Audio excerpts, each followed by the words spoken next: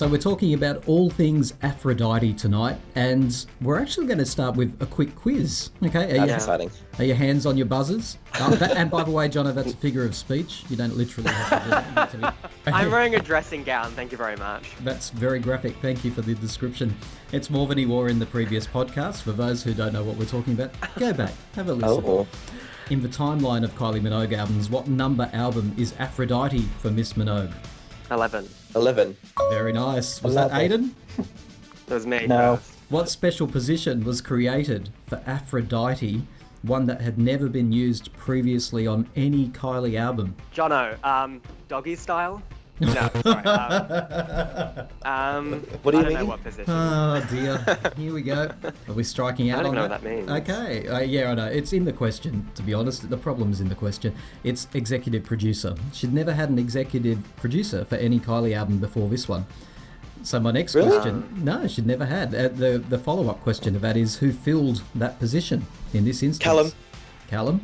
Oh, what's his bloody name? Oh, I know it. Oh, he'll be very I unhappy. tip of my tongue. He's quite someone else famous answer it.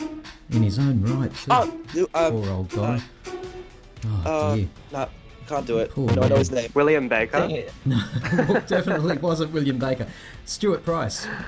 He was the executive knew it. producer of this. Absolutely. And She's, Confessions on a Dance Floor as well. And I was like, it's the same guy. well done, Callum, because you've just answered the next question. What did he... He also toured with her on the Confessions tour. Final question, Really? and this is a tricky one. How many fans signed a petition as part of a campaign for Go Hard or Go Home to be released as a single? I was one of them, but I don't know. The answer's actually none, because it's possibly the worst piece of filth Kylie's ever etched into a recording. So the answer there, it was a trick question, is zero. I love it. Sorry. So Okay. Aphrodite was released in 2010. It was a safe return to form for our Kylie, probably as close to pure pop as she'd been probably since light years. In ancient Greek mythology, the story of Aphrodite is not as pure as this album would suggest. Aphrodite was actually born from the white foam, as they call it, which spewed from the severed genitals of the god Uranus. Okay, so just let that sink in for a second. Now you're probably asking... Aphrodite came out of Uranus. Pretty much. Oh, okay. And you might be asking, why did that lovely god have his genitals severed? Well, of course, it was his son Cronus. He was a little bit PO'd with his dad, and so he cut off his dad's genitals and he threw them into the sea. That, violent gesture gave birth to Aphrodite. All right, are you following so far? I know it's complicated, but I'm sure Aphrodite was a mighty fine girl in her lifetime, but to suggest that she was pure, as Kylie sort of does, it's not quite accurate. She had many lovers in her time, including the very young and equally famous, you might have heard of this guy, Adonis. And he was underage at the time. Now, she was also known to be the goddess of love and fertility, but I'm figuring that was a polite way of saying that Aphrodite was just a little slutty, actually. She bore many children. She was also known as the patron of prostitutes as well. See, there's a little history lesson for us all. You didn't think that this podcast was going to go in that direction, did you? No. Aiden's just dumbstruck. I didn't. I tried to take a philosophy course and about all this stuff once. And yeah, that didn't Wasn't work out. interesting, right? So you could have learned about severed penises and the birth of Aphrodite and her slutty ways if you'd taken that course. Sounds like a hoot. Aiden, let's go back to Stuart Price. We've got to talk about him. He was the executive producer of Aphrodite. In your opinion, did he bring cohesion to this album, or did he just homogenize the whole project, sanitize it to the point where it lost all its soul? I think he brought a lot of cohesion to the album, and I actually think this is her most cohesive album that she's ever done. I heard criticism before that it's a little bit overproduced, a little bit too squeaky clean, but I like it. It's worked its way up to a respectable place in my ranking of albums, so I think he did a good job. And Jono and Callum, she just can't win, can she? Because on one hand, with X, people were saying it's not cohesive enough, especially the fans. It's a mess. Yeah. It's all over the place. And then she brings back, as Aiden says, probably the most cohesive album since her PWL days. And then people are saying, oh, it's a bit homogenised. Oh, it's a bit samey. Yeah, I don't think that's a very fair criticism. I mean, I think I think it's one of her best albums, if not her best album, in my opinion. So I don't know, and I think it just really suited the music at the time. I really think they were all really good tracks, in my opinion. Kylie and Yeah. Stuart Price had originally the idea to merge all the tracks into one continuous album. I don't know if that would have worked. They obviously decided it wouldn't have worked because they went against that idea. It was going to be similar to Confessions on a Dance Floor. Well, I've actually heard that done. I haven't heard Confessions, but I've heard that done very well with Janelle's Monet album, The Archandroid, and it is so good. I think you know what? When you said that, I was like, I was literally going to suggest that she do that in this podcast because I have all these notes like in front of me. Why didn't she do that? That would have made the album better. I think it would have been a cool idea. I think Confessions on a Dance Floor, like when you listen to it and it's all completely mixed into one another, it really is kind of like a story almost. I think it would have been a cool idea, but I think it would have gotten criticism for copying Madonna as well, to be honest. What do we make of the album cover? Because I remember this was released, or not released, but like leaked onto the net before the album was actually released. And we have to give some credit, unless you disagree with me, but if I consider it stunning, I have to attribute that to William Baker because he actually shot this cover. I think it looks really beautiful. I think the Aphrodite shoot as a whole is a little bit overrated. I don't know. The cover is great. It's very much the stance she's going for, the consistency with the whole theme of Aphrodite, definitely. But to me, it's kind of missing a little something. Jean-Paul Gaultier dress, apparently. Not that I'm a big fashion guru, but that flowing blue dress that she's wearing with metallic belt and was created by a world-class designer. I agree with you though, Aidan. The rest of the photo shoot for this is, it's too contrived, too obvious, too cliched. They clearly wanted to go with that Greek mythology theme. I love the cover, but somehow the cover seems to avoid what the rest of the shots do, which is I can see like the styrofoam props and how fake everything sort of is. And it's funny with that, like on the cover in the background, it's supposed to be like you've seen those pictures of Greece, marble, the buildings and everything. I think it's supposed to represent that, and you just kind of chuckle, and it's just like it looks like something a giant iPad would have arrived in at your house. Yeah. Big piece of styrofoam packaging, just sort of put vertically up. I think it was important for us to make a record that sounded like it was a moment in time. It came from the same place, from the same voice, from the same heart, and I think doing it all in one capsule. Yeah, this was the time capsule. Yeah. Having it all in one spot just, I think, gave it this sort of cohesive sound that we wanted to do from the start.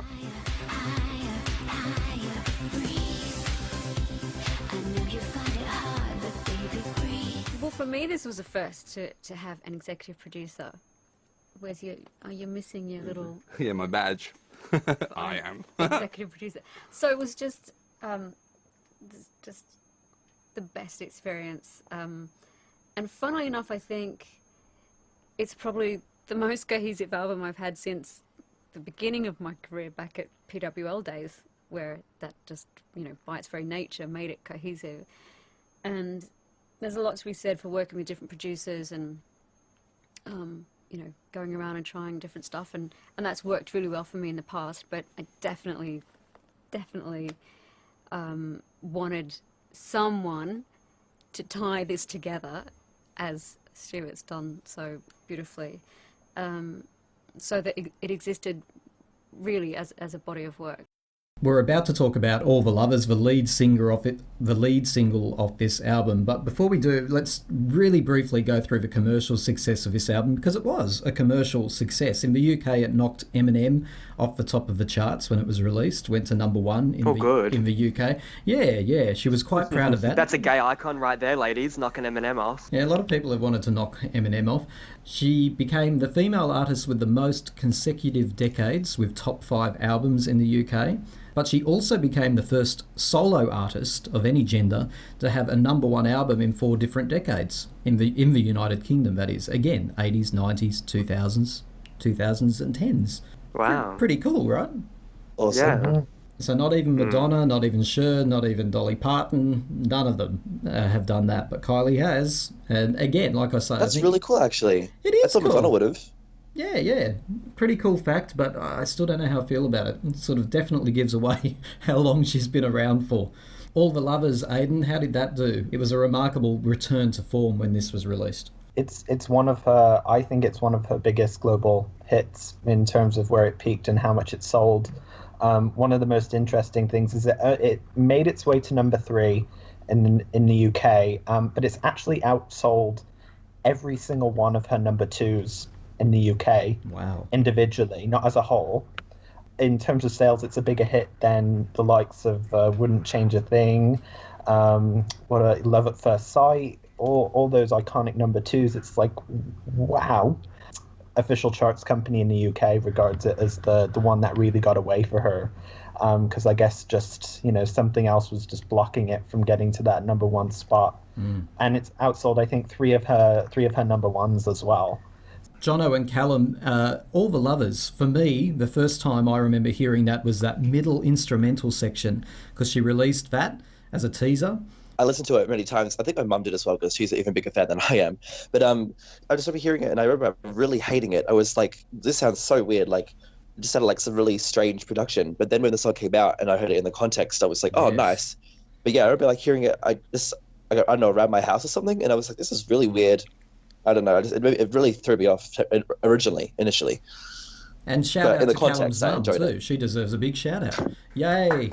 Go Callum's mum for introducing Callum to Kylie. I assume that's what happened. Yes, yeah, she did. Because how old are was you, Callum? basically- You're another young Kylie fan. Yeah, I'm 21, and I'm pretty sure that like in the room where I was born, like Impossible Princess was playing. I'm pretty sure. Oh. Like, I'd be very surprised if it wasn't. I tell you what, It's that daytime. album is enough to induce labour. I'm sure of that. Oh, probably. Jono, what did you make of All the Lovers? The first time I heard it was with the video. That iconic video. Like, we stand a legend, ladies. But this is the thing about it, though. All the Lovers is such a great track, and it's such a great lead single. But because of that, it makes everything else suffer in comparison thereafter. Like, a critic said its placement as the opening track is quite unusual, and I think another suggested that she should have closed the album with it. But, like, she's never been known to put the lead single as... She's always been known to put the lead single as the album opener. You know, Confide, Dancing to Hearts, Slow, Spinning Around into the Blue. The only time she didn't was with Fever. This isn't, like, my favourite Kylie album, and I kind of have to, like, go back on what I said in the Light Years era when I put Light Years so low down. I actually put Aphrodite so low down, because when there's only, like, 5 or 6 out of 13 songs that stand out, it's not something I'm drawn to.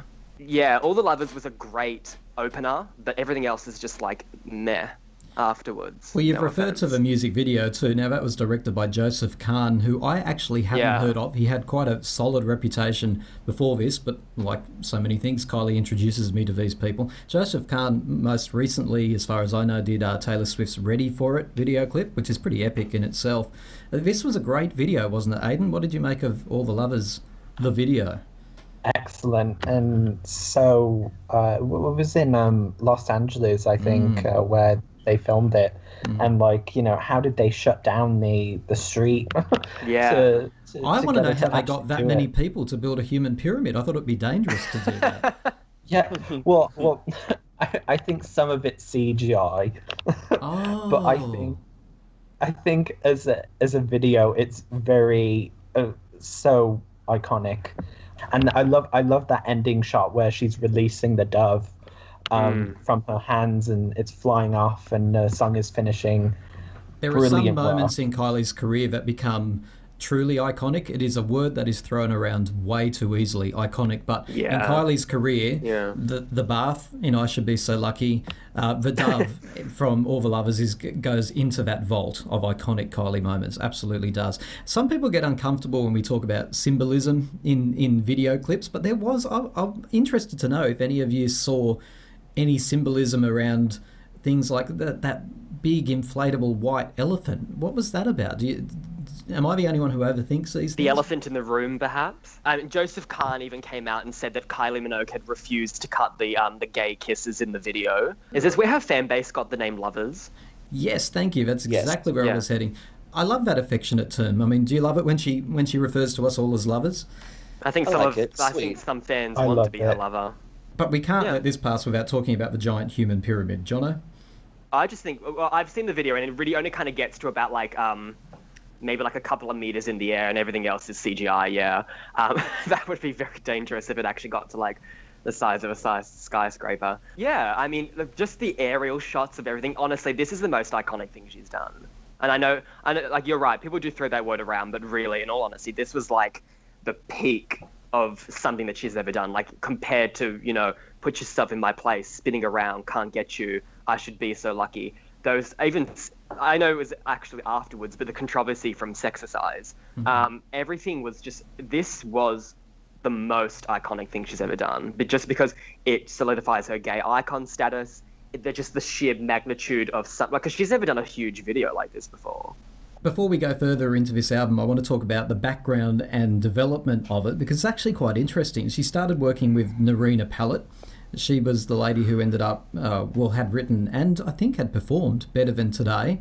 And Kylie really liked that as a bit of a sound. That was originally where the seed was. It was going to be around that sort of sound, a simpler sound, because X was very synthesized and electro. The thought at the beginning of Aphrodite was let's strip it back at least a few notches, and Better Than Today was a lot simpler in its original form. So that's where we're heading. They didn't end up heading that way at all. In fact, I've read that the sessions with Narina Pallet actually stalled. Not that she had any problem with the lady at all, but they developed Better Than Today and one other track off the album too. I think it was Aphrodite in the end.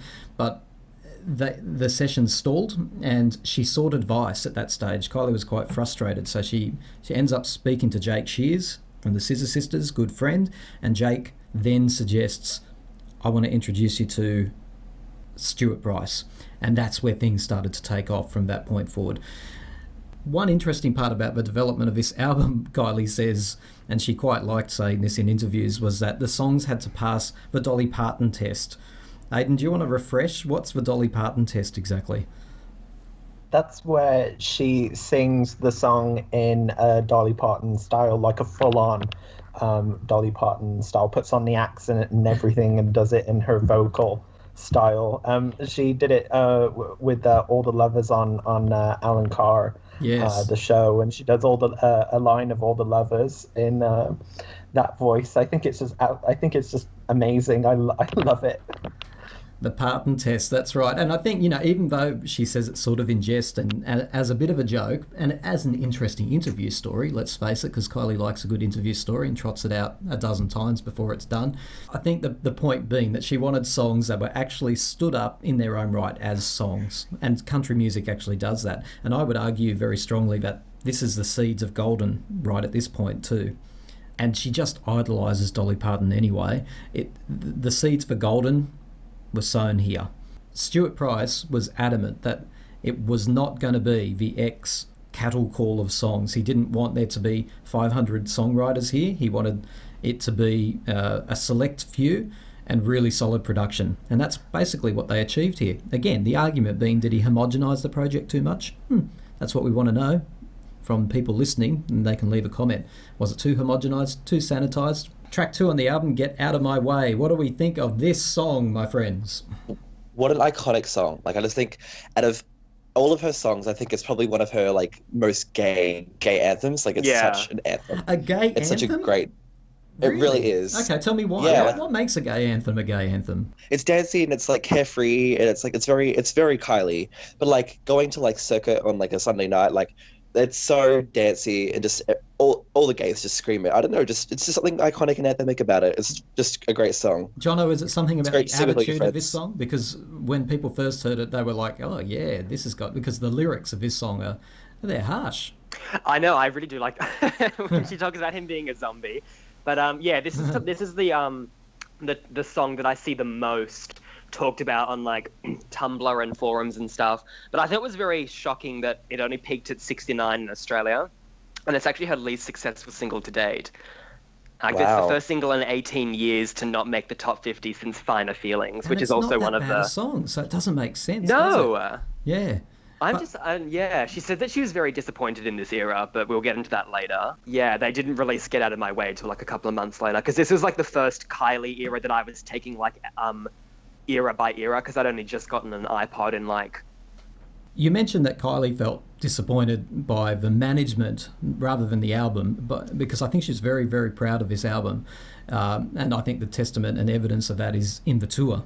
You know, she performed every single track bar one on the tour. Yeah, I was going to mention that, yeah. And yeah, she still talks about this album with a great deal of pride. So I think her disappointment was in the management. This is a quote from her at the time. She said, "It's confusing. I felt a little let down with my releases from Aphrodite." This is Kylie being very politically correct as she does. She continues, "I was caught out, like a lot of artists were, with record companies figuring out how to do single releases these days. I remember doing a promo for one of the last singles, and it just felt really old-fashioned. I'm pretty computer savvy. Something didn't feel right. But no one said anything to me. You get Britney releasing Hold It Against Me and Gaga's Born This Way, available on iTunes the day you hear it first. That's how it should be. And there's me waiting for a midweek chart figure like it's 1989. Because I mean, it also resonates with me that she said that she was disappointed in the singles. I think that's what she said, and with X as well, she expresses disappointment to the Sun about. I mean, she was pleased with the singles with the album, but she said she felt disappointment from her label because of poor charting and stuff. I've heard before that there's been criticism not from her but from other people saying the Aphrodite theme wasn't always so consistent throughout the whole the album tracks specifically. Get Out of My Way, I think it was a fairly good choice as the second single. Obviously wasn't overly successful, but it's a good song overall, and I think definitely this era I like that she spoke more honestly, and I wish it's something she would do a little more often. With Get Out of My Way especially, I think it's really sad that it didn't chart better, but I mean, I think now, I hope she'd be happier now, because I really feel like it's found more of its place in the LGBT community. I know a lot of my LGBT friends absolutely love the song and they all sing the words to it. So I think it's sort of gotten its own sort of separate it's sort of transcended in a way, I guess. It's sort of I feel like that chart position isn't necessarily representative of how good of a song it is, or how much its legacy. Does that make sense? So true. Yeah. This video clip frustrates me because it just doesn't go anywhere. She climbs half a pyramid, for example, and she ends up nowhere. I don't really know what the point was. She needed her big fingernailed hands on the chest of some guy, throwing him, pushing him, shoving him. This was the sort of attitude that comes across in the lyrics for me. That's what the imagery is in my head. I wanted the video clip to show something of that. Also, it's worth noting that this song was apparently quite vied for amongst popular artists, including Britney Spears. I think she was in contention to have this song. Put Your Hands Up is track 3 on the album, If You Feel Love, in brackets. Put Your Hands Up. Some people, this is one of those tracks that really get the fans a bit wild. There's one half that love it, one half that don't. I mean, yeah, it's a bit cliche, sort of a bit generic lyrics, but it's good. It's catchy. It's dancey. I think it's just there to fill the album. I don't like it. I always skip it, never listen to it. Aidan, you're a fairly new fan in terms of you came on at the point of Fever, and you two guys, Jono and Callum, are younger fans, so I'm going to speak up for all the oldie fans out here. When that remix, I don't think too much of Put Your Hands Up as a single. I don't hate it though. I just don't think very much of it. But that remix that was brought out was actually mixed by a guy who used to mix her early stuff around Rhythm of Love era. So when I was listening to that remix for the first time, my God, what a throwback. Because there's actually bits out of I can't remember quite what it's called, but the poly mix of What Do I Have to Do. He's taken little samples from a lot of those Rhythm of Love remixes. It was just like a mind blow when we heard this for the first time. It's like, hang on, I can hear a bit of What Do I Have to Do? I can hear a bit of Step Back in Time. Hang on, that's a little Ding Dong from Better the Devil You Know remix. It was like a mind blow. How he did it, I don't know, but it's just brilliant in that sense. I'm gonna have to go back now because I never realised that. What I want you to do is start with What Do I Have to Do, the poly mix. It's definitely not quite called that, but it's got poly in it. Listen to that a couple of times, then go and listen to that. Okay. That's really cool. I didn't realise that at all. Yeah, the guy's name just occurred to me. It's Pete Hammond. He's the guy that did the remix. So, yeah, definitely go and look it up. The album moves into an interesting territory with track 4, Closer. Oh, sorry, I was just say I love Close. It's my favorite track on the album. I love it. Like when I first heard it, I was like, this is really weird. I'm not really sure what I thought about it, but it grew on me very quickly. Like I love the evilness of it. It's like closer. It's very like spooky and it's like really It's witchy eerie. dance. Yeah, it's very sort of witchy and I love it. There was a game in the late 80s called Faxanadu. Nobody would have heard of it. It was on Nintendo. And I'm telling you, every time I hear it, I just think of the many hours I spent on Faxanadu, which is the worst game in history. I don't know why I spent so long on it. But yes, you're right about that eerie, spooky feeling to Closer. It sounds like an interlude. And that's kind of like how she performed it live when she wasn't... It was that kind of... bridge between the two platforms where she, flew over on the Angel. It does have a very kind of sinister kind of feel to it. Probably if the album has to have a dark moment, probably that would be it. It's probably one of my favorite 2010 songs of hers. Track 5, Everything is Beautiful. Yeah, I mean, it sounds like a soundtrack song, and I like the Cardboard Kingdom lyric. I think that's very unique of her. It's not really a song that stands out for me. Like I said, only 5 songs stand out for me out of 13, so I'm not drawn to it. I was just going to say, I like this song a lot, but I actually prefer the mix that she used on tour, with the extended intro and then a longer instrumental. In the middle of the song. I thought that brought it to life a little bit more. I'm good. It was called the only example of a ballad on the album because there actually isn't any ballads on the album at all. It's interesting. Stuart Price is quite fierce that he would contend this is not a ballad. I always found that interesting purely for the fact that I'm thinking, made me wonder what my definition of a ballad is. Because I agree, it's the only ballad-esque song. But the executive producer does not want it to be called a ballad, so we mustn't refer to it as a ballad. Aphrodite, track 6. I absolutely love this song. It was brought... I already loved it, and then when she opened the tour with it, loved it even more. But even going back a step, she did a bit of a mini album launch on Ibiza and got up on stage in a club and did a few songs, and this was one of them. I like when she says, I'm fierce, I'm like... feeling mighty, don't you mess with me. And I like when she says, I am the original, I'm the only one to make you feel this way. Like, yes! Like, solidify that crown, girl. I think it solidifies the return to form for her, definitely, after the little rocky road that was the X era. I think this really... It is the album in one song and what she was going for. That era, so much attitude, so much reassurance. It's a song that represents her as the icon that she is.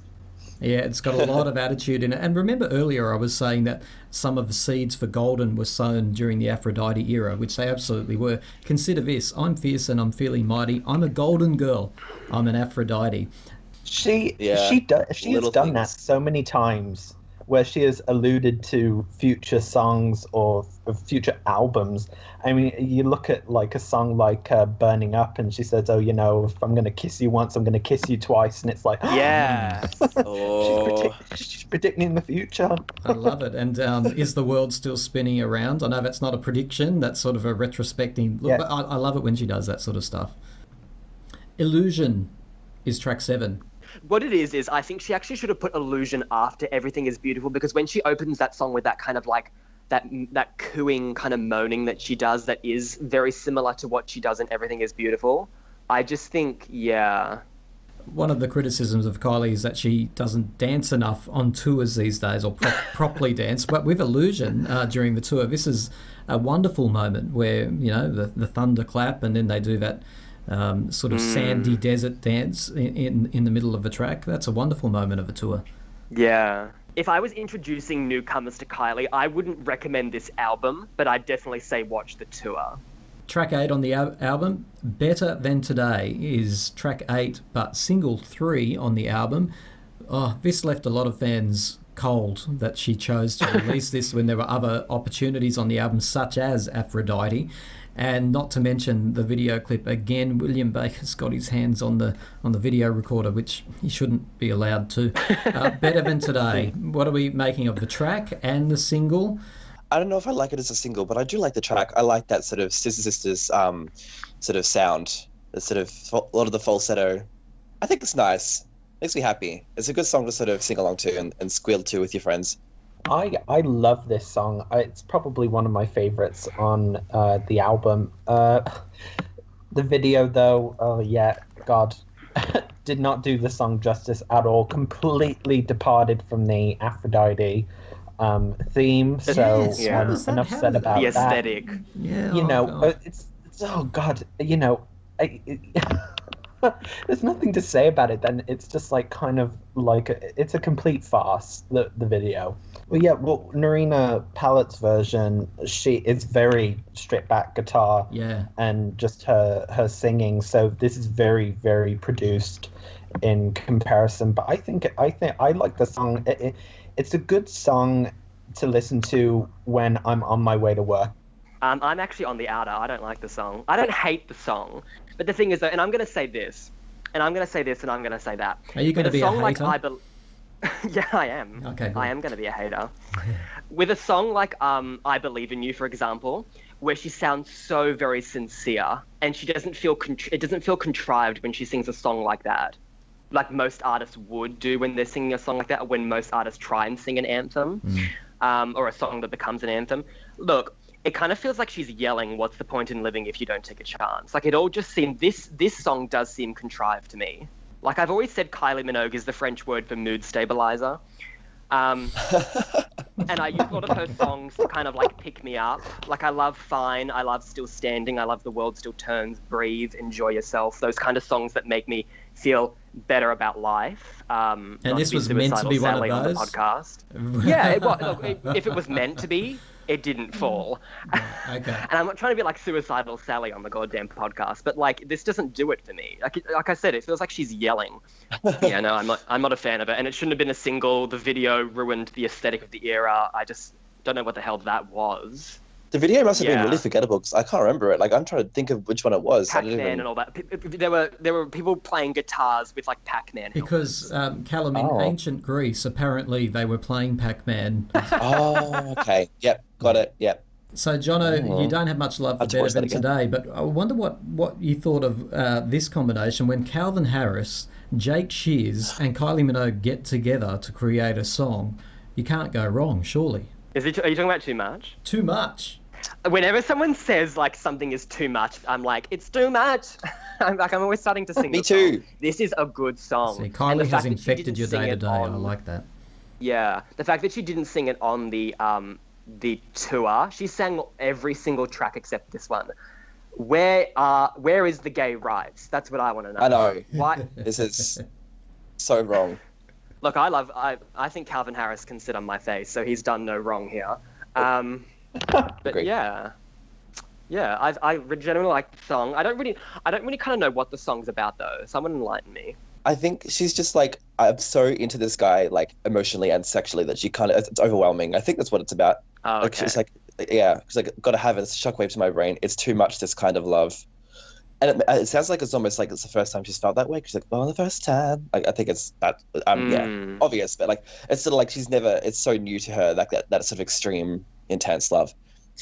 My gosh, I love this track so much. Like, it's just such a classic Calvin Harris pop, like, of that era. Like, it reminds me of Call My Name by Cheryl, which is also Calvin Harris. Both of those Oh songs, yeah, I love that song. incredible. Me too. They're just so, I don't know, I just love them so much.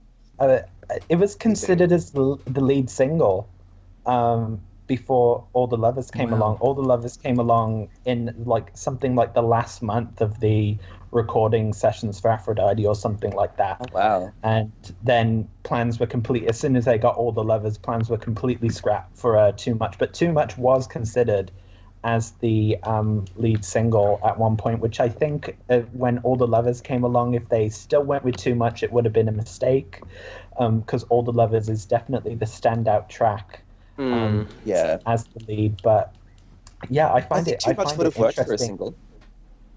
Well, not as a What'd you lead say? single, but I think it would have. So I think Too Much would have worked, not as a lead single, but I think it would have worked as a single.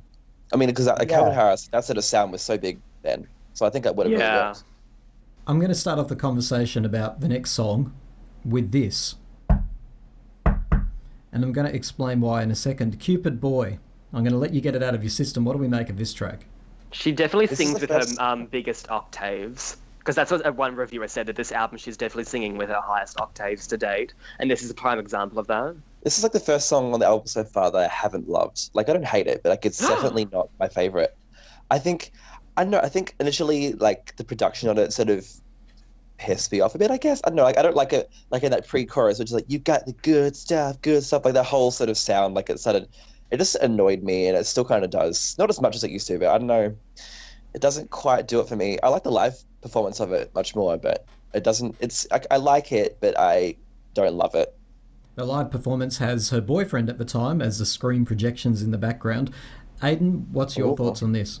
I also prefer the live version, or the live mix, because the songs had different mixes on the tour, and this is one of them that I prefer more to the album version. It actually used to be one of my favorites on the album. Now it's not. Listening to Aphrodite in my car for the first time, I had to keep pressing power off and going, what the hell is that noise? Something behind my car. And I was in a car park overlooking the ocean and thinking, what is that noise? It turns out that on this track, and some people can hear it and some can't, there is a very definite, I think it's an error in the production, because I'm sure it's not meant to be there. It sounds like somebody knocking on wood or the boot of a car, which is what I thought, because I actually had to go out of my car and open the boot to see what's going on.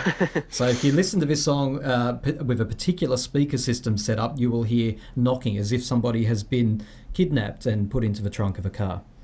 Is it all the way through it, or just once? No, just like one time? There are only 3 beats. That's what's so confusing, because if it was all the way through it, then you'd go, something's going on with this song. But because it's just a random knock, knock, knock, like it's like somebody's trying to get my attention here. It's really weird. Some can hear it, some can't, but go looking for it. It's That's bizarre. if you have no life. I'm gonna go back now, and then I'm not gonna be able to unhear it ever again.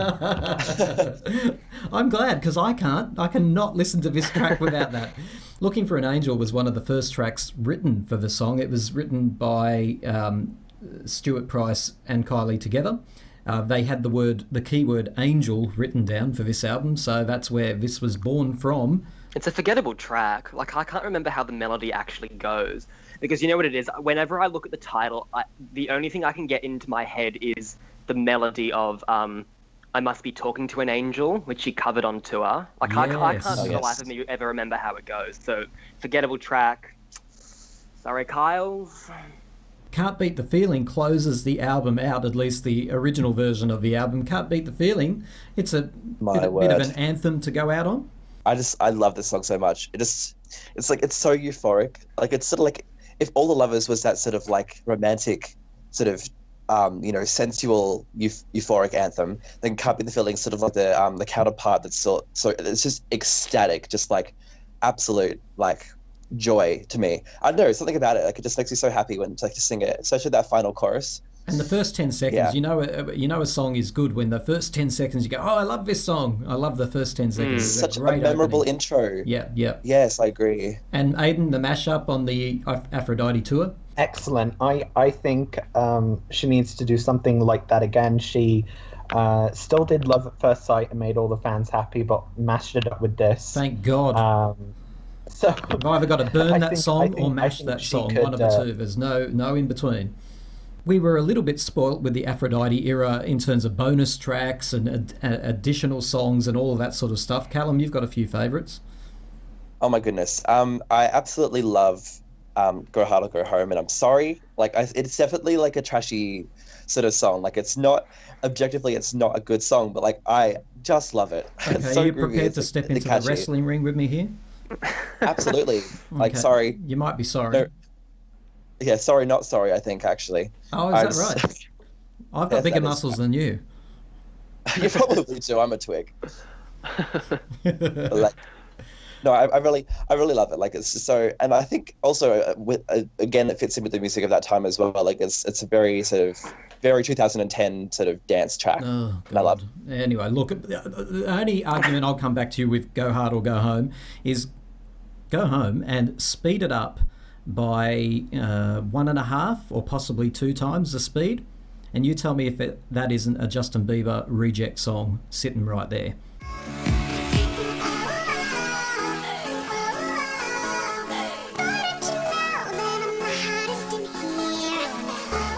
You pompous, stuck-up, snot-nosed, English, giant, twerp, scumbag, fuck-faced, dickhead, asshole!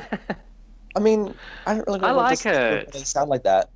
Yeah, I'm not the only. Like, I prefer it to Heartstrings and Mighty Rivers as an album closer.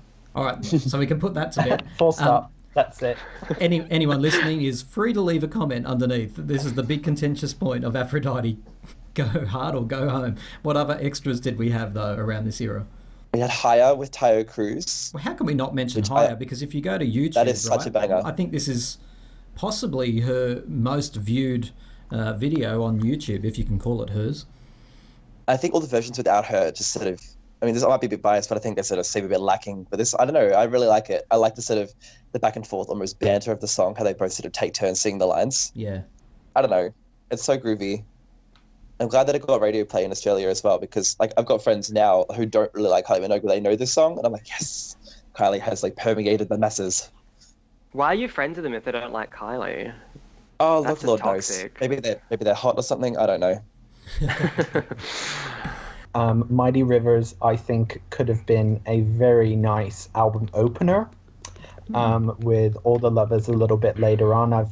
I sometimes, have gone through the albums before and kind of rearranged things and added bonus tracks into the album to make my own little album. And Mighty Rivers is one where I've shoved it to being the opening track on my own little reworked album. I think it's got a perfect intro to kind of, lull you into the album. So I like it very much. Silence completely obliterates Put Your Hands Up If You Feel Love as its B-side. It's just in like 100 times better. Love / Broken Hearted. It's kind of got a double name, which is a leaked track actually, but I think is very, very good. If you haven't heard it, listen to it. Quick shout out to these following countries where Aphrodite got to number 1. Scotland, good on you. Number 1 album in Scotland.